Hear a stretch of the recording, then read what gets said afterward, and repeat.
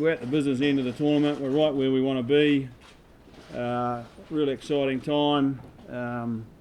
We've got respect for the team we're playing. We think they're a good side, and H has been very, very complimentary. Just about killed us with kindness. We know they really want to rip our heads off, so we're not taking too much notice of that. But we've had a great week preparation-wise. We're ready to go.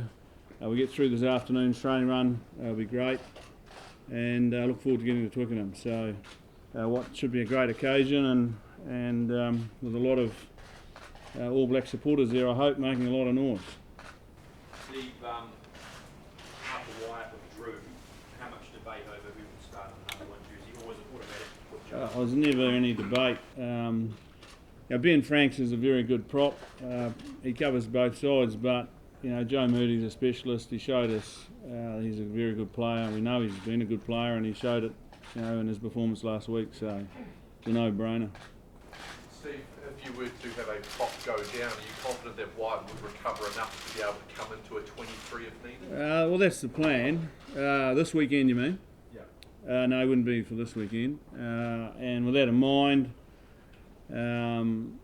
we've spoken to England 215, and they've given us permission to bring a guy over, to put him on standby over here, because obviously the rules are you've got to be here 48 hours and you need 4 props. So we've done that. There's a guy on his way over, Manu from the Chiefs.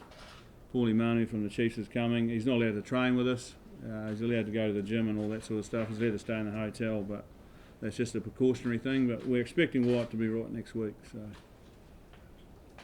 Steve, in terms of the Springboks, are you expecting key personnel to make a big difference to their lineup, Well, Wayne's a very good player, so you'd expect him to, want to really target the game and have a big performance, the same as our key guys would. And when you go across the board, they've got a number of good players who want to make their mark on the game. Our job is to make sure they don't, as is their job to try and make sure our guys don't. So that doesn't change whoever you play. Steve, can I ask about your captain, Richie McCaw? He's fit for this one. Just how important is he to the way that you want to play this game and what he brings to the All Blacks since he's been with them? Well, he started out in 201, got the player of the day, and probably could have been player of the day in every other of the 142, 46 I think it is now. I've lost count. Can't go past 10. He's been an exceptional player. But it's not only his ability to play the game, it's his leadership now. He's become one of the great leaders of world rugby, and especially under pressure. He's well supported by Kieran and the rest of the leadership group. So there's a lot of mental fortitude there, and we've been through some tough times and had success in those tough times, and that breeds, I guess, a deep-seated self-belief. So he's massively important, but we're very fortunate too. If he goes down, we've got a player in Sam Cane who's maturing into a very, very good rugby player in his own right. So happy with the depth we've got. What did you think of Richie when he was a young lad when he first came into the Crusaders camp reset? Oh, well, I was there as a coach at that time, and I've always felt that he was always going to be a very good player, and he used to antagonise the shit out of the older guys because at training he was in the opposition, and we had to call the older guys aside to lay off him a bit because they started to get hacked off. He'd pinch the ball all the time, but at the same time I had to talk to him about letting them have it. So he's been a real good competitor from day one, and the one thing that he's managed to do throughout his career is keep evolving. When he first started, he couldn't catch a cold. He had 4 feet, and his big thing he could do was pinch ball at the breakdown. Now he's a complete rugby player. He's a line-out forward. He can catch and pass.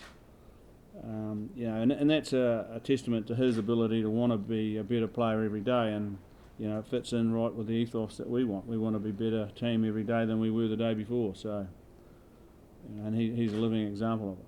So has it been easier, if I can use that word, or harder to prepare this week, given you know so much about your foe? I think the hardest thing about this week's preparation is coming off the back of such a great win, because externally everybody has got a little bit carried away with themselves and thinks, have made some outrageous statements.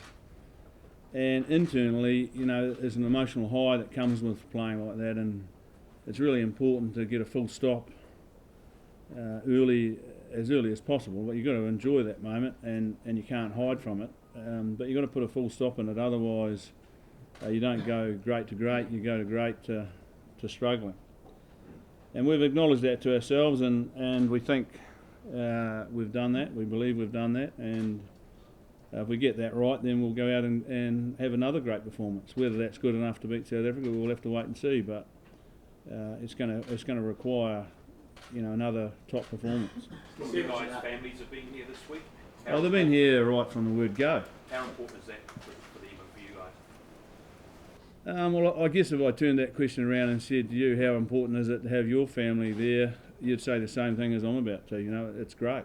To have your loved ones and the people that know you the best with you is important, but also having the understanding that there's times when I have to go to where I have to go to be a rugby player, and as long as that still happens, which it does, and everyone's well aware of that, then there's no problem. So there's great rewards for having them here, and you don't get homesick for a start, I think there's less distractions. A lot of people would say there's probably more, but there's actually less, because you're not fretting about the people you love, because they're here and you can see them, and it's it's a normal, makes life normal, which is great. Steve, you mentioned the win over France, a great win, very clinical as well. Go that step high, do you feel New Zealand played their best rugby in this competition? I don't think we've played our best rugby. We went through the pool stages and you blokes were telling us we were struggling, which I really appreciate. It was good because it kept us on edge.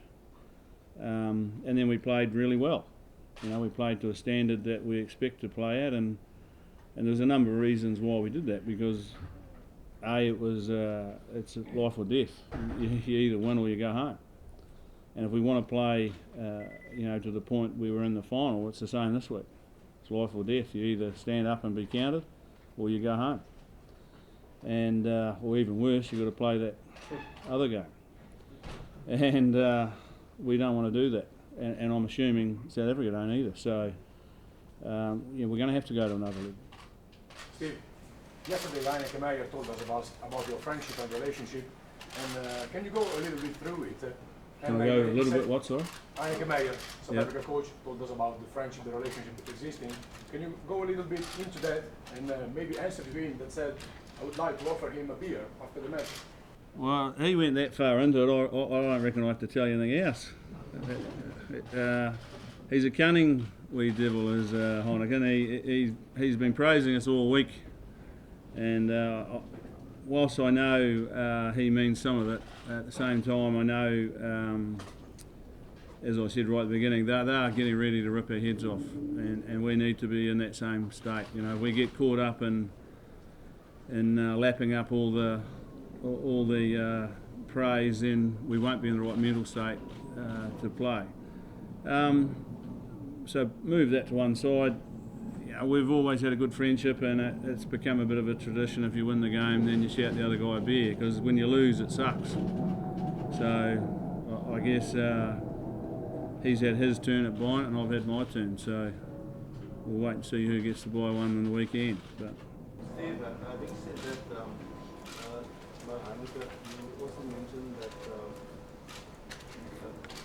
the South African team was selected according to coaches, and you didn't got, as coaches, you didn't got Brian Banner, Beast, Jackie Peterson, during that time as coach. oh, look, I wouldn't, but the facts are that's the case of the matter is that they have to pick their side differently than everybody else. Whether you or anyone else wants to say that those guys are part of the quota, I don't know enough about it. I just know that they have a quota they have to pick, which is different than what I don't have to do that. I just pick the best players, and I think that's the way any sport team should be picked. You know, so I don't want to go too deep into that. Otherwise, I'll be in trouble with everybody. So better just to sidestep it. Steve, just in terms of everyone's expecting such a brutal physical encounter, do you have to warn your guys about not going over the edge, or how do you approach that? Well, again, you don't have to warn them about it. You just know that rugby's a physical game. It has a massive amount of intensity as you get, you know, into the bigger contests, but at the same time you've got to be disciplined, because discipline can cost you the game. You know, you can't afford to have people yellow carded or red carded, and certainly not cited later. So as long as there's lots of ways you can be physical without being, you know, stupid. Steve, last two questions, thank you. Steve, on that note, how worried are you about a referee's influence in this game? Oh, I thought we'd get one of those questions. It's been a week for it. I thought Richie answered that question pretty good early in the week. Someone else must have asked him the same question. The referees make mistakes. You know, as long as they take breath, they will make them, because players do and coaches do. So if you can accept that, the best way to avoid that mistake being the game-winning mistake, for the want of a better term, is to make sure you're in front by enough for it not to be. And you know, quite often when the mistake is made and it's right at the end of the game, it's obvious for everyone to see, and we get carried away with it. But sometimes they make mistakes at the beginning of the game that have a massive effect on the result. But no one sees those because they're not caught in the emotion of that last second penalty goal or whatever it might have been. So, you know, I think I've always said it's a really tough game to referee at the moment, and we've got to find ways of making it simpler for them to get that right. And I know you're alluding to Joubert's, so we may as well talk about that, so someone else wasting a question on it. I don't think it's Craig's problem. I think it's the system's problem. You know, you've got technology that sits there and everyone's saying, why didn't he use it? Well, he couldn't use it, and that's the problem. And World Rugby has to fix that problem. You know, if he could have used that, then we'd have got a different decision. So, end of story. You know, because referees have made mistakes from the time the game was first refereed, and they'll make them again on Saturday and Sunday and probably in the final. So you just got to accept that. Last question, thank you. Steve, can you just talk a bit about the second rows, the battle there, and in your mind, are these the two best combinations in the world which are going up against each other? I don't know if they're the two best, but they're right up there. You know, our guys have got a bit of a combination going, and these two young guys for South Africa started to get one going, and they've got an old bloke on the reserve bench that's not bad either. So, you know, they're two combinations that are very, very good and vital to both teams, and you know, line-out ball in today's game is probably the most important ball you can get. So, and disrupting it is important. So, it'll be a good battle. Thanks everyone. Stick around, we've got 3 players tuning up. Thank you. Thank you.